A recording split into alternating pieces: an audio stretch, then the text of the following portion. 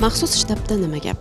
O'zbekistondagi mega loyiha Islom sivilizatsiyasi markazida maxsus shtab o'z faoliyatini boshlagani haqida ma'lum qilgan edik.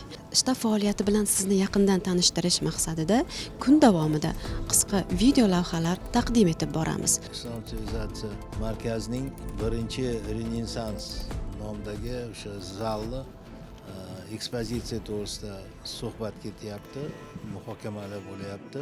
Asosiy masala hozir o'sha uni umumiy ko'rinishi qanaqa bo'lishi kerak, o'sha dizayn nuqtai nazaridan. Fikrimiz shundan iborat bo'lyaptiki, birinchi Renessans boshqa islom sivilizatsiyasi markazi tarkibiga kiruvchi bo'limlardan o'zini ilmiyligi bilan farq qilish kerak.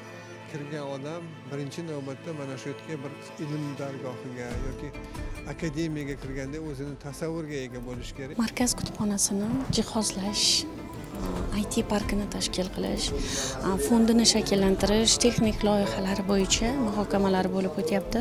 Bunda aynan kutubxona qanday bo'lishi kerak? O'zbekistondagi yirik media loyiha, mega loyiha bo'lgani uchun kutubxona ham o'ziga xos bo'lishi kerak. Kutubxonani boshqa kutubxonalardan o'ziga xosligi nimasi bilan ajralib turishi muhokama jarayonida tahlil qilinyapti. Insoniylik, tenglik va inkluzivlik tamoyillari asosida yaratilayotgan media loyiha hisoblanadi.